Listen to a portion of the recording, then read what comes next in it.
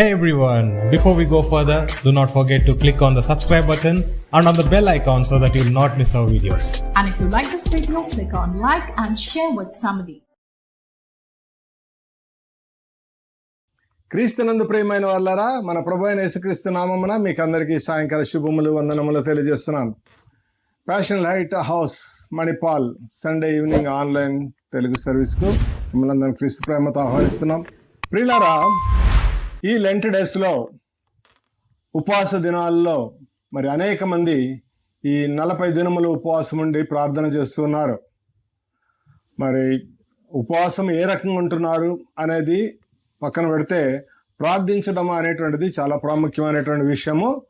మరి ప్రార్థించేటప్పుడు మనము అనేక ఈ సుదీర్ఘమైనటువంటి ఈ యొక్క 40 రోజులు ఒకే అంశం మీద కాకుండా విభిన్న అంశాలను మనము ధ్యానం చేస్తూ వాటి విషయమై ప్రార్థన చేస్తున్నాం. ఉదాహరణకు మన గురించి ఒకరోజు ప్రార్థన చేసుకోవటము, మన కుటుంబం గురించి ప్రార్థన చేసుకోవడం, బంధువుల గురించి, అదేవిధంగా మన సంఘము గురించి ప్రార్థన చేయటం, మన సంఘ కాపరి గురించి, సంఘ పెద్దల గురించి ఒకరోజు ప్రార్థన చేయటం, అదేవిధంగా మరి అనారోగ్యంగా ఉన్న వారి కొరకు ఒకరోజు ప్రార్థన చేయటము, మరి ఎవరైతే బాధల్లో ఉన్నారు, ఇబ్బందులు ఉన్నారు, మరి అనేక రకాలైనటువంటి శారీరకమైనటువంటి ఇబ్బందులలో ఉండి మరి మరణిస్తున్నటువంటి వారు, దుఃఖించుతున్నటువంటి వారి కొరకు మనము ఒకరోజు ప్రార్థన చేస్తాం.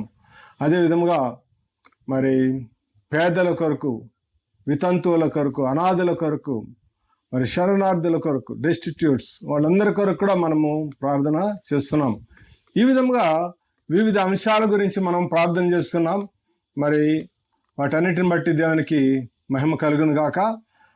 మరి వీటితో పాటు అతి శ్రేష్టమైనటువంటి మరొక అంశము మనము ప్రార్థించాలని చెప్పి ఈరోజు దేవుని వాక్యం మనకు తెలియజేస్తుంది.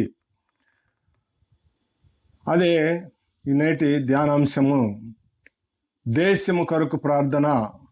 Pray for the nation.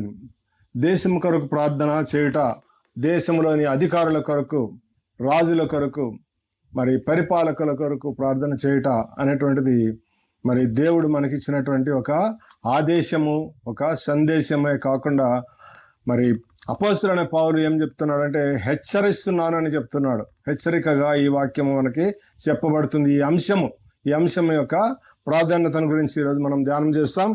మరి రండి, తిమోతీలకు రాసిన మొదటి పత్రిక 2వ అధ్యాయం 2వ వచనంలో మనం చూస్తాం.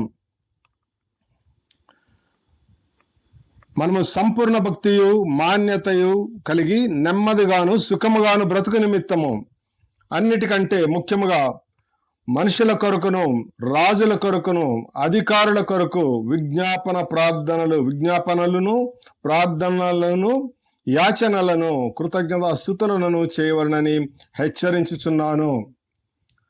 హెచ్చరిక చేస్తున్నాడు. అంటే మనము దీన్ని లైట్గా తీసుకోవటానికి లేదని మరి మనము గమనించాలి.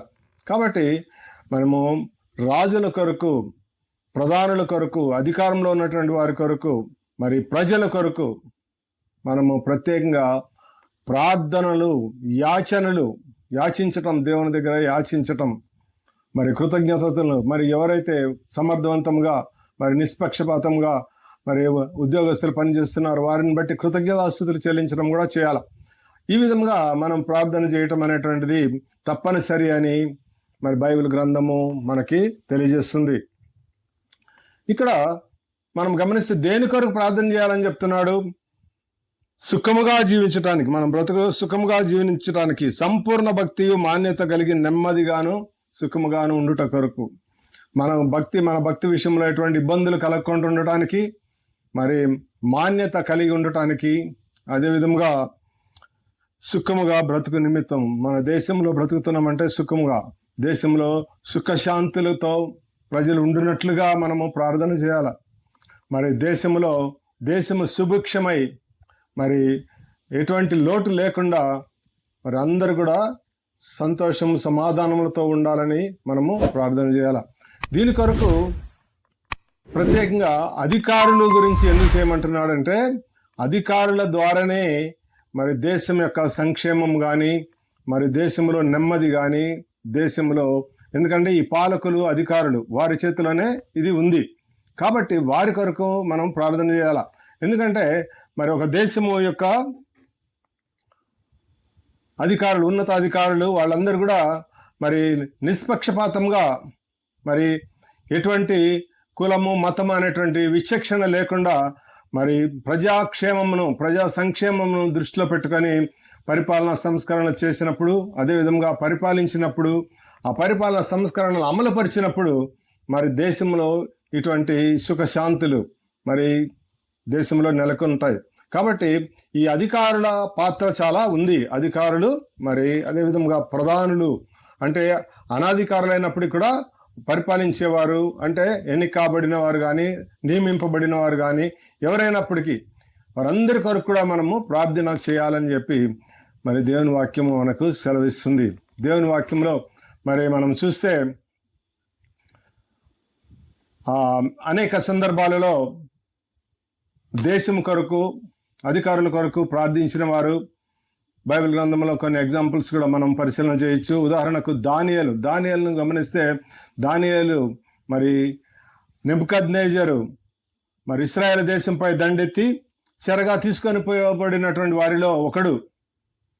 అయితే మరి అతనితో పాటు షడ్రక్ మెషక్ అబేద్నెగో అనేటువంటి నలుగురు వారికి ఉన్నటువంటి ఆ పరిజ్ఞానాన్ని గమనించి రాజు వీరిని సెలెక్ట్ చేసి వీరికి ప్రత్యేకంగా తర్బీదునిచ్చి ఒక 3 నెలలు మంచి భోజనం పెట్టి మంచి సౌకర్యాలన్నీ కల్పించి వీరిని మనము పరీక్ష చేద్దాం అని చెప్పి వారిని పంపించాడు. వారిలో దానియేలు ప్రత్యేకంగా మరి ఉపవాసం ఉండి, అంటే మరి రాజు యొక్క శ్రేష్టమైనటువంటి భోజనాలను కానీ పానము కానీ తీసుకోకుండా ఆయన శాకాహారాన్ని కూడా తీసుకొని ఆ విధంగా ఆయన ప్రత్యేకంగా దేవుని గురించి ఆ యొక్క 3 సంవత్సరాల ట్రైనింగ్ ఇస్తారన్నమాట.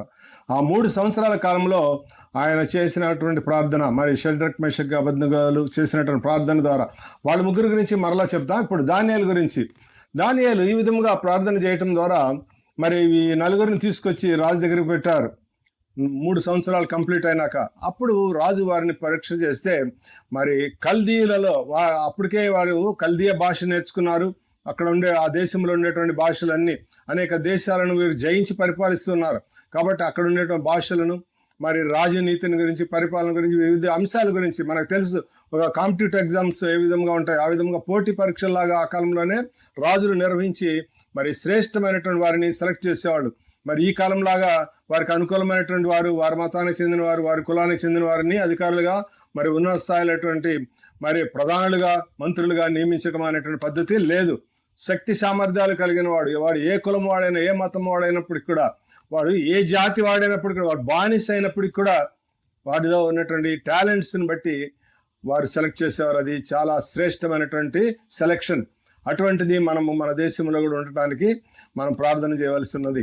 ఆ విధంగా దానియేలును గమనిస్తే ఆ కల్దియన్లు, అంటే వారితో పాటు చాలామంది ఉన్నారు, వాళ్ళందరూ కూడా ట్రైనింగ్ ఇచ్చారు. వాళ్ళందరినీ పరిశీలన చేస్తే ఆ కల్దియన్ల కన్నా 10 రెట్లు అధికమైనటువంటి జ్ఞానము దానియేలుకు ఉందంట. అంటే దేవుడు ఆ విధముగా జ్ఞానాన్ని ఆయనకి ఇచ్చాడు. అందువల్లనే ఆయన మరి సమర్థవంతముగా మరి రాజు తర్వాత 3వ ప్రధానమైన అధికారిగా, మరి రాజు తర్వాత 2వ ప్రధానమైన అధికారిగా, ప్రధానమంత్రిగా ఈ విధంగా వివిధ ఉన్నత పదవులను నిర్వహించాడు, సమర్థవంతంగా నిర్వహించాడు. ఆయన ఒక రాజు దగ్గరే కాదు, 4 రాజుల దగ్గర పరిపాలన. ఆయన 4 రాజులు మారినప్పటికి కూడా ఆయన యొక్క స్థానము మారలేదు. ఆయనకు ఉన్నటువంటి స్థానము, ఆ యొక్క ఉన్నత స్థానములో దేవుడు అట్లాగే ఉంచాడు. దానికంతటి కూడా జ్ఞానము, మరి నిష్పక్షపాత బుద్ధి, మరి పరిపాలన దక్షత, ఇవన్నీ కూడా అవసరం. అటువంటి ఉద్యోగస్తులు మనకి కావాలి. అటువంటి వారి కొరకు మనము ప్రార్థన చేయాలి. ఈ 4 రాజులంటే సామాన్యమైన వాళ్ళు కాదు. 4 చక్రవర్తులు, మరి నెబుకద్నెజరు, అదే బెల్షాజరు, మరి దర్యావేషు, కోరేష్ అనేటువంటి వారు, వీరు చాలా ప్రసిద్ధి చెందిన వాళ్ళు. ఉదాహరణకు కోరేష్, దర్యావేషుల గురించి చూస్తే వీరి గురించి భారతదేశ చరిత్రలో కూడా రాయబడి ఉన్నది. డేరియస్, సైరస్ అని వాళ్ళ పేర్లు రాయబడినాయి పారసీకుల దండయాత్రలు. కాబట్టి భారతదేశం నుండి వాళ్ళ దేశం వరకు సుమారు 127 సంస్థానాలకు వీళ్ళు అధిపతులు. అటువంటి వారి దగ్గర మరి ఒక ఉద్యోగి అన్యుడు, అన్య మతానికి చెందినవాడు. అక్కడ వాళ్ళ మతం వేరు, ఈయన మతం వేరు, వాళ్ళు విగ్రహారాధికులు. ఈయన జీవం గల దేవుణ్ణి ప్రార్థించేవాడు. మరి వారి చేతనే పలికించాడు, మీ దేవుడు నిజమైనటువంటి దేవుడు, జీవం గల దేవుడు అని చెప్పి వారితో పలికించాడు. ఆ విధంగా అంత సమర్థమైనటువంటి ఉద్యోగిగా దానియేలు ఉన్నాడు. కాబట్టి అటువంటి ఉద్యోగులు మనకి, అటువంటి అధికారులు, అటువంటి పాలకులు, అటువంటి మరి అడ్మినిస్ట్రేటర్స్ మనకు కావాలని చెప్పి మనము ప్రార్థన చేయాలి. ఎందుకంటే మరి దేశంలో ఉన్నత స్థానం అనేటువంటి సుప్రీం కోర్టు న్యాయమూర్తులు వారు కూడా మనుషులే. వారికి కూడా ఒక కులానికి చెందిన వాళ్ళు ఉంటారు, వారు కూడా ఒక మతానికి చెందిన వారు ఉంటారు. అయినప్పటికీ కూడా నిష్పక్షపాతంగా ఆ యొక్క రెండు అంశాలను పక్కన పెట్టి మరి ముఖ్యమైనటువంటి అంశాలను దృష్టిలో పెట్టుకొని వాళ్ళు నిష్పక్షపాతంగా తీర్పు చెప్పగలిగినప్పుడు మరి సమర్థవంతమైనటువంటి న్యాయము దేశంలో అందించబడుతుంది. ఆ విధంగా కనుకనే మనము సుప్రీంకోర్టు న్యాయమూర్తుల కొరకు వాళ్ళ గురించి కూడా ప్రార్థన చేయాలి. అదేవిధంగా ఎలక్షన్ కమిషనర్స్ మరి సెంట్రల్ లెవెల్ నుండి స్టేట్ లెవెల్ వరకు కూడా వివిధ స్థాయిలకు చెందినటువంటి అధికారులు ఉన్నారు. మరి వివిధ స్థాయిలో ఉన్నటువంటి ఉన్నత అధికారులు, మరి ఈడీ డిపార్ట్మెంట్, ఎన్ఫోర్స్ డిపార్ట్మెంట్, అదే సిబిఐ, సిఐడి, పోలీస్ డిపార్ట్మెంట్, మరి అదేవిధంగా సైనికులు, వీరందరి గురించి కూడా మనము ప్రార్థన చేయాలి. ఎందుకంటే మరి వీరందరూ కూడా సమర్థవంతంగా పరిపాలించినప్పుడే దేశము సుభిక్షంగా ఉంటుంది, సుఖశాంతులతో ఉంటుంది, దేశము వర్ధిల్లుతుంది. అది దేవుడు కోరుకునేటువంటి దేశము. కనుకనే మనము ఆ విషయంలో మనము ప్రార్థన చేయాల్సింది. దేశం గురించి కూడా ప్రార్థన చేయాలి. మనం దేశం గురించి ప్రార్థన చేయడానికి మరి ఒక రిఫరెన్స్ చూద్దాము. 2వ దినవృత్తాంతముల గ్రంథము మరి 7వ అధ్యాయం 14వ వచనం. 2వ దినవృత్తాంతముల గ్రంథము.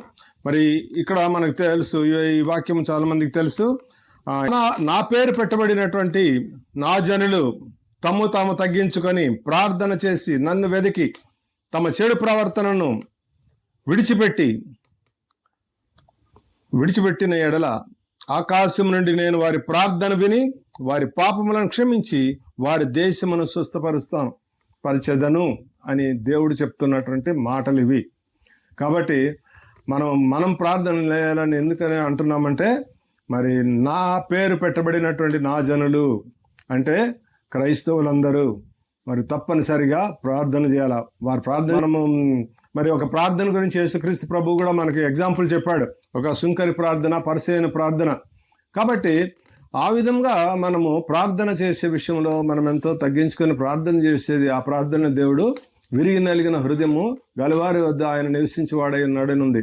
కాబట్టి మనం తగ్గించుకొని ప్రార్థన చేసినప్పుడు దేవుడు ఆకాశం నుండి వింటాడట. ఆకాశం నుండి ప్రార్థన విని మరి మీ ప్రార్థన వినటమే కాకుండా వారి పాపములను క్షమించి, మరి మనకి ఏదైనా కానీ మనం చేసినటువంటి దోషములు, పాపములు ఏమనంటే మరి యేసుక్రీస్తు ద్వారా మన పాపములన్నీ కూడా క్షమించబడినాయి. అయినప్పుడు కూడా ఏదైనా శరీరాత్మక కలిగినటువంటి కల్మషములన్నిటిని కూడా తీసివేసి దేవుడు మనలను ఆశీర్వదించటమే కాకుండా మన దేశమును స్వస్థపరుస్తానని అంటున్నాడు. దేశమును స్వస్థపరచటం అంటే దేశమునకు ఏదైనా చీడపీడ కలిగిందని కాదు, లేకుంటే వ్యాధులు ఉన్నాయని కాదు, ఇది కూడా స్వస్థపరుస్తాడు దేవుడు.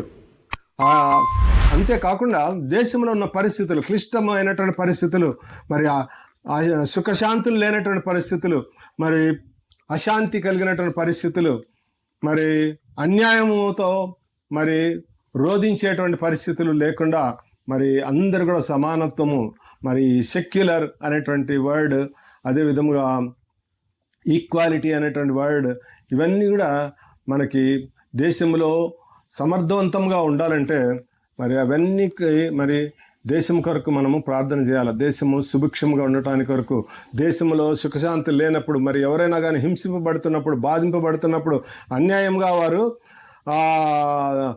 చంపబడుతున్నప్పుడు, మరి ఆస్తిపాస్తులు ధ్వంసం చేయబడుతున్నప్పుడు, అటువంటి పరిస్థితులు దేశం కొరకు ప్రార్థన చేయాల్సినటువంటి వారు ఎవరంటే ఎవరో కాదు, మనమే క్రైస్తవులు. ఎందుకంటే నా నామం పెట్టబడినటువంటి నా జనులు అని మనకు పిలుస్తున్నాడు. కాబట్టి ఆయన నామం పెట్టబడినటువంటి మనమందరం కూడా ఈ విషయంలో ప్రార్థన చేయాలి.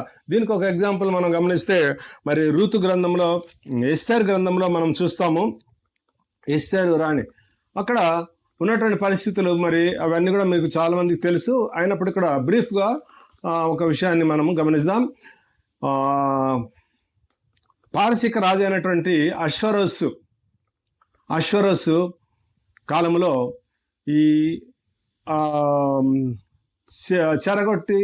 చెరగొని తీసుకొని రాబడినటువంటి యూదులు, అంటే మనము నెబుకద్నెజర్ మొదటగా దండయాత్ర చేశాడు, 3 సార్లు యెరూషలేం పైన దండయాత్ర తీసుకొచ్చాడు. యెరూషలేం తర్వాత మరి బెల్షాజరు, ఆ తర్వాత డారియాసు, ఆ తర్వాత కోరేష్ అని వారు పరిపాలించారు. తర్వాత అశ్వరోసు పరిపాలించేటప్పుడు కూడా వీళ్ళు ఉన్నారు. సుమారు 70 సంవత్సరాలు వీళ్ళు బందీలుగా ఉన్నారు. అటువంటి కాలంలోనే వారికి చెందినటువంటి ఆ బానిసలకు లేక ఈ యూదులకు చెందినటువంటి స్త్రీనే ఎస్తేరు రాణి. అంటే ఈమె ఈ అశ్వరోసు యొక్క భార్య. మరి ఆ కాలంలో ఏం జరిగిందంటే ఈమెకు ఒక పినతండ్రి ఉన్నాడు, అతను మొర్దెకై. అతను రాజు ఆస్థానంలో ఉండి రాజును కనిపెట్టుకొని ఉండి రాజుకు అంగరక్షకుడిగా ఉండాలని అతను ఆశించి అతను పనిచేస్తున్నాడు. అటువంటి సమయంలో హామాన్ అనేటువంటి ఒకడు కుట్ర చేసి ఈ మొర్దెకైని చంపేయాలని ప్లాన్ చేశాడు. ఎందుకంటే అతని కుట్రలకు మొర్దెకై ఆటంకం కల్పిస్తున్నాడు. రాజును చంపాలని చెప్పి 2 నపుంసకులతో అతను చేసిన ప్రయత్నము విఫలం అవుతుంది. కాబట్టి మొర్దెకైని చంపేయాలా, ఆ తర్వాత యూదులందరూ కూడా అంతమందించాలి. వీళ్ళ ద్వారా దేశం అంతా కూడా పాడవుతుంది, దేశము దెబ్బతింటుంది. దేశము మరి విదేశీయుల సహాయం, విదేశీయులతో సంబంధాలు, ఆ రహస్య సంబంధాలన్నీ మన దేశానికి సంబంధించిన విదేశాలకు పోతున్నాయి. ఇటువంటి అనవసరమైనటువంటి నెపాలు, అవి అసందర్భమైనటువంటి మాటలన్నింటిని కూడా చెప్పి రాజుకు ఒప్పించి రాజుతో మరి అనుమతి తీసుకొని యూదులందరినీ మట్టుబెట్టడానికి, ఆ తర్వాత మొర్దెకైని అంటే ఎస్తేర్ రాణి యొక్క పినతండ్రిని చంపివేయటానికి బయలుదేరాడు. ఇంకా రేపటి దినమున వారందరూ కూడా చంపేయాల. అటువంటి పరిస్థితిలో ఉన్నప్పుడు మరి ఎస్తేర్ రాణి ఏం చేస్తుందంటే మరి వెంటనే మొర్దెకైకి పిలిపించి నువ్వు వెంటనే యూదులందరూ కూడా సమాజం అందరూ నువ్వు పిలిపించి వారందరూ కూడా మరి ఉపవాస దినములు ప్రకటించి వారందరూ కూడా ప్రార్థన చేయాలి. వారందరూ కూడా ప్రార్థన చేసేటట్టుగా నువ్వు ఏర్పాటు చేయి. మరి అదేవిధంగా నేను ఎస్తేర్ రాణి ఆమె చెలికత్తెలు కూడా అన్నపానములు కూడా తీసుకోకుండా ప్రార్థన చేశారు. ఆ విధంగా 3 రోజులు ప్రార్థన చేసి మరి వారందరూ కూడా ఉపవాసము ఉండి ప్రార్థన చేసినప్పుడు దేవుడు అద్భుత కార్యాన్ని జరిపించాడు. ఇంకా రేపటి దినమున ఈయన హమాన్ బయలుదేరి వారిని చంపబోతున్నాడని చెప్పి తెలుసుకున్నప్పుడు అన్నప్పుడు రాజుకు ఆ రోజు రాత్రి నిద్ర పట్టలేదు. రాజు ఈ యొక్క అశ్వరోస్ రాజు నిద్ర పట్టక అతను తన అంగరక్షకులను పిలిపించి రాజ సమాచార గ్రంథాన్ని తెప్పించి ఆ యొక్క గ్రంథంలో ఆ కాలంలోనే వాళ్ళు డైలీ జరిగేటువంటి ఇప్పుడు న్యూస్ పేపర్స్ లాగా జరుగుతున్నటువంటి ఇన్సిడెంట్స్ అన్ని కూడా ఇంపార్టెంట్ వాటిని నోట్ చేస్తూ ఉండేవాళ్ళు అనమాట. అవి చదవమని చెప్తాడు. ఆ విధంగా చదువుతున్నప్పుడు ఒక ఇన్సిడెంట్ గురించి అతను వింటాడు. అదేంటంటే 2 నపుంసకులు రాజును చంపడానికి ప్రయత్నం చేసినప్పుడు మొర్దెకై వారిని అడ్డుకొని వారిని పట్టి బంధించి చెరసాల్లో వేయించాడని చెప్పి రాయబడి ఉంది.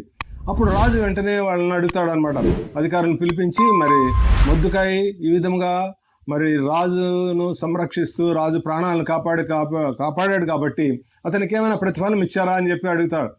అప్పుడు వాడు ఏం మాట్లాడాలన్నమాట. ఎందుకంటే ఈ యొక్క హమాను యొక్క కుట్ర ద్వారా అది బయటకు పడకుండా చేయాలని చెప్పి వాళ్ళు ప్రయత్నం చేశారు. కానీ రాజు ఏం చెప్తాడంటే వెంటనే రేపటి దినమున మొర్దెకైని పిలిపించండి, అదేవిధంగా మరి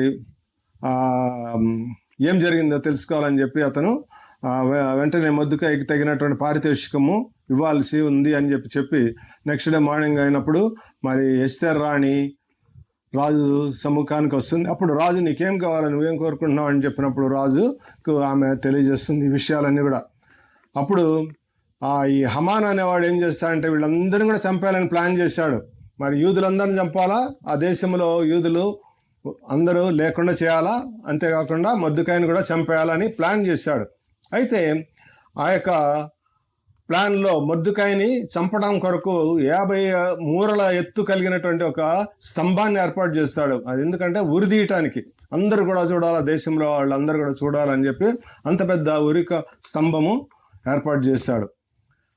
అప్పుడు రాజు ఏం చేస్తాడంటే వెంటనే ముందు వాడిని పట్టుకొని వాడిని ఉరిదీయండి అని చెప్పినప్పుడు అక్కడ ఉండేటువంటి సైనికులు చెప్తారు, సార్ ఇక్కడ ఒక మరి స్తంభము కట్టించాడు హమాన్ వాళ్ళ ఇంటి ముందే, ఆ యొక్క స్తంభంలో మరి ఉరిదీస్తామన్నప్పుడు వారు వెంటనే రాజు చెప్పినట్లుగా ఎవరైతే మరి ఈ యొక్క దైవజనుడైనటువంటి మొర్దెఖాయిను చంపాలనుకున్నాడో, అతనే ఉరిదీయాలనుకున్నాడో అదే స్తంభానికి ఇతను హమాన్ అనేటువంటి వ్యక్తే ఉరిదీయబడతాడు. ఆ విధంగా దేవుడు అద్భుత కార్యం జరిపిస్తాడు. మరి ఇశ్రాయేల్ అందరూ కూడా రక్షింపబడతారు, ఎవరు చంపరు. మరి అంతేకాకుండా రాజు కూడా వాళ్ళ పక్షంలో ఎంతో దయ కలిగి జాలి కలిగి వాళ్ళకి అనేక విషయాల్లో వాళ్ళకు ప్రాధాన్యతనిచ్చి మరి మొర్దెఖాయి ఇక్కడ ఉన్నత స్థానంనిచ్చి మరి అతను కూడా మంచి ఉద్యోగాన్ని ఇచ్చి అతను కాపాడుతాడు. ఈ విధంగా దేశంలో పరిస్థితులు మరి హానికరంగా ఉన్నప్పుడు, ప్రమాదకరంగా ఉన్నప్పుడు మరి చేయాల్సిన పని ఏంటంటే ఉపవాసం ఉండి ప్రార్థన చేయట. మరి మనం ఈ ఉపవాస దినాల్లో ఉన్నాం కాబట్టి ఈ విధంగా తప్పనిసరిగా మనం చేసేటువంటి ప్రార్థన ప్రతి ఒక్కరు కూడా తప్పనిసరిగా జ్ఞాపకం చేసుకొని మనము మన దేశం కొరకు, దేశంలో ఉండేటువంటి అధికారులందరి కొరకు ప్రార్థన చేయాలా. కనీసం ఒకరోజు కానీ ఒక పూట కానీ ఉపవాసం ఉండి మనం ఈ యొక్క ప్రత్యేక అంశం గురించి మరి పట్టుదలతో మనం ప్రార్థన చేసినప్పుడు దేవుడు అద్భుత కార్యములు, ఆశ్చర్యకారం జరిపిస్తాడు. ఇవి చిన్న ఎగ్జాంపుల్స్ మాత్రమే. ఇటువంటివి మరి గిద్యోను కాలంలో గిద్యోను 300 మందితో 1,00,000 సైన్యం కలిగినటువంటి ఆ మిద్యానీయులను ఓడిస్తాడు. అది దేవుడు చేసినటువంటి కార్యము. ఆయుధాలు కూడా వీళ్ళ దగ్గర లేవు, వాళ్ళకి వాళ్ళే పొడుచుకొని చచ్చిపోతారు. అదేవిధంగా యెహోషువపాతు కాలంలో అయితే 3 దేశాలకు చెందిన వాళ్ళు వస్తారు, 3 రాజ్యాలకు చెందినటువంటి వాళ్ళు సమైక్యంగా దండెత్తి అతని మీదకి వస్తారు.